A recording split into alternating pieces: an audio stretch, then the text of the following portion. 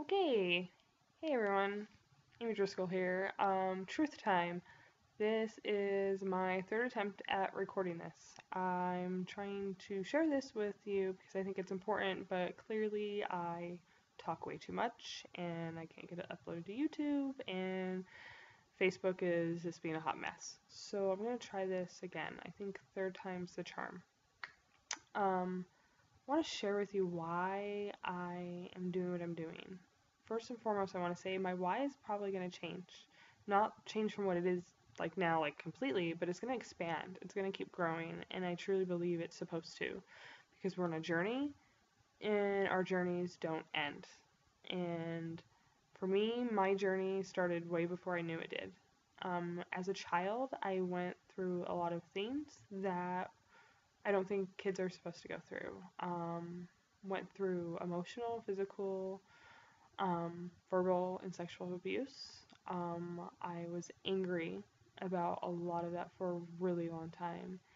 And what was really heartbreaking about my childhood was just seeing the people that I wanted love from so much be pretty miserable. I knew they loved me.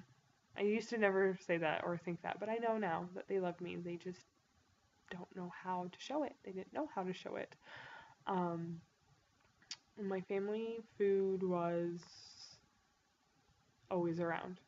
We ate when we wanted to, ate what we wanted to our heart's desire, and it didn't matter what it did to us. Me, on the other hand, I didn't put on weight like everybody else. I was pretty skinny, and that was kind of a source of things that were said to me a lot. And unfortunately, by the time I was 10, I was already battling anorexia and bulimia. I had my fun as a child in therapy, out of therapy, foster care once, then not. And it just, people could tell something was broken and nobody knew how to fix it. And as a child, I definitely didn't know how to fix it. But I definitely started trying to fix it. Probably preteen years and adolescent years on, I definitely tried to fix it. I came up with a solution to join the army, and I just need to get away from my environment and go do my own thing because I'm going to be an adult and I'm going to be okay. And so that's what I did. I went in at 17. I told my mom, sign the papers or I'm gone, period. And so, of course, she signed the papers, and I went with baggage and all. Not my suitcases, but my emotional baggage. Trauma begat trauma, essentially.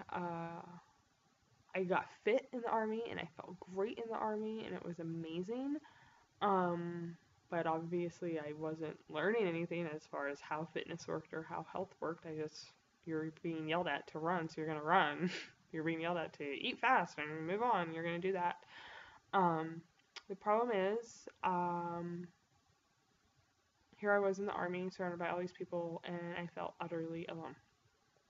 I wanted love. I just wanted love. Really think about it, I wanted it really bad. And so I did lots of things to try to get love from others. Of course, the romantic love, but just love, period. But I had zero social skills. So I think I spent most of the time either probably annoying people, pissing people off, or just doing really stupid things where people, of course, showed me what I thought, what I wanted, but I didn't. And it just was a mess. Because in all of that, I still felt so alone. I felt so alone, in fact, that at the age of 19, I tried to take my own life. And I would have been successful if it wouldn't have been for two people being in the right place at the right time. And now I'm here, and I have two beautiful children, and I have an amazing husband, and that's just one event in my life out of many that happened, that if it didn't go that way it did, I wouldn't be here talking to you right now. So, because I was 19 and in the middle of Iraq and I just tried to take my own life, my dream of wanting to be in the army as a career was done. Not because the army was going to be like, oh no, you're done because you did this, because they wouldn't have cared. I mean, they did care, but that was a problem. They did care. I could have stayed in, but it would have been a mark on me my whole career, and that's something I didn't want.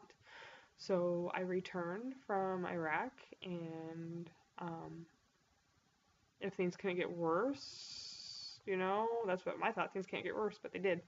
I returned from Iraq, turned to alcohol, turned to drugs, and I was sexually assaulted. And so this pain and misery and alone feeling I was feeling it was kept swirling and swirling. And fortunately, I transferred units, which just means I went to a different company, so to speak. Brand new people, didn't know me, didn't know my story, nothing. So I got to start over. Problem was, I still brought my baggage with me. Um, I got out though short time after that. I just was able to medically retire, and but before that all happened, I met my husband that I'm married to now, and he's amazing. And he saw something in me. He saw something that I don't think I saw in myself for a long time, and he put up with a lot because I was cray cray.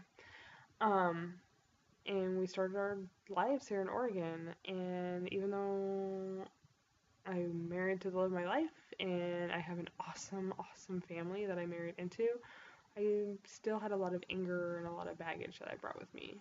And again, all because, trauma. Trauma begets trauma, and you don't deal with it, it's going to stay with you.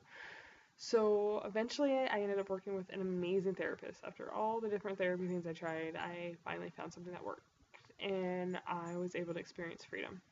Freedom from so much that I didn't think was possible. And I finally realized I can do anything that I want to do. Slight problem. I really wanted to be healthy. I really wanted to be fit, but I did always went it about the wrong way. I always wanted to do it on my own because I did everything in my life on my own. I couldn't depend on anybody else. So I love Beachbody products, but I wasn't going to use a coach. I wasn't going to do no groups. I wasn't going to drink enough Shakeology. What? No. I wasn't doing any of that because I knew it all and I was going to do it on my own. And I did. It worked. I would always get to my goals, and then I would start putting the weight back on or just start eating like crap again. And it's because I really wasn't, bottom line, I wasn't relying on others. I wasn't reaching out to people. And part of me that clicked. I'm like, oh, okay, I need people. I have all this love that I want to give, and I need love, and I want love, and let's just love each other. So let me find a community of people. So that's what I did. I went to different things, and I tried different things. Like, oh, let me try this thing. Oh, people are losing weight fast with this. I'm going to try it. Oh, people are getting amazing results from this. I'm going to try it. But again, I was so focused on the end result that I was losing out on the process. I met some amazing people on the way, and some of them are still my friends, and they're still doing what they're doing, and they're inspirational, and they're amazing. But it didn't click for me because I wasn't putting my heart into what I needed to do. I was looking for quick results and quick stuff. And so I knew I needed to find something that really worked for me. And Beachbody products always worked for me. Not P90X. I tried it, quit it. It was awful. I was in a position, again, I was on my own. I thought it was crazy, and so I quit it, but I wasn't ready to quit working out at home because I loved working out from home because it bypassed all my excuses I would do not to go to the gym. So I did Body by Gospel because, yay, I love Jesus and I want to work out to Jesus music. Yeah, of course I bought it. But again, no, I don't want your coach. No, I don't want any of that. Insanity, I did that, and I did that with my friend, and it was amazing. But I quit when there was just a couple weeks left. Lots of different reasons why, I'm sure, at the time. Lots of different excuses, like, oh, my back hurts, and oh, no. And I do have to take my back pain serious. I have degenerative disc disease, and I have bulging discs. So if my backs are hurting, I would bail on things because I was afraid. I'd start just being tired and dealing with my fatigue issues from, autoimmune disorders with my thyroid. I mean, that was always an easy thing to hang my hat on, too. And then, of course, I always had my hat on all those voices that told me, you're not good enough, you can't do this, you're not going to do this. And it was easy to fall in those things. But a year ago, I finished therapy, and trust me, hanging my hat on those things, it doesn't work anymore. It's almost like I've severed that thing in me that says I can do that. I still struggle with it sometimes, for sure, but I just knew that I can't hang my hat on those things. So this past pregnancy, my second pregnancy, I ate what I wanted, did what I wanted, gained 60 pounds, didn't want to do that. But I also knew that I wasn't going to keep doing this cycle. I'm going to make a change. I'm going to do this. And so I had been Facebook stalking Kiana for a while because she's pretty amazing. And I knew I wanted to do PiYo. Like my last month of pregnancy, I'm like, oh, I'm going to do this. I should order it now. I'm going to jump all over this. Well, I had my baby June 28th, and in August, Kiana had posted about a challenge group, and I jumped all over it because, yeah, I want to know what this is about. I'm going to do this. I'm all in. And it was the best decision I made, and I'm not looking back. I have found a community of people that just don't care about the number on the scale or the size of your pants or how are you doing with your eating, how are you doing with your fitness. They care about me as a person, and I care about them. I don't want to compete with them. I don't want to be better than anybody. I found, again, this extension of what I need to do, and that's loving others without bounds, unconditionally. And that's why I'm doing this, because it's about love. I've done this journey on my own, and I didn't succeed. I didn't believe in myself. I've definitely felt so much hate that any love that was possibly in there was gone. And I let all the voices rule what I would do, and I'm not doing that anymore. I want to be part of people's journeys if I can, you know? I want people to know that they're loved, that they don't have to do this on their own. Maybe nobody's ever heard it before, but I love you. Unconditionally, without anything, I love you. People need to hear that. And I'm not afraid to share that anymore. And I want to show that, yes, of course, I'm going to want to, like, help people find healthy habits and eat right and feel good about themselves spiritually, emotionally, mentally, and physically. And all of that needs to be encompassed, not just one thing.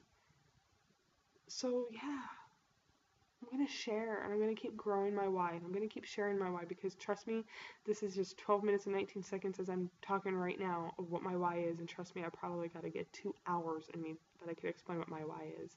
But I'm telling you right now, first and foremost, this is about us as people needing to be with other people and getting love from one another unconditionally.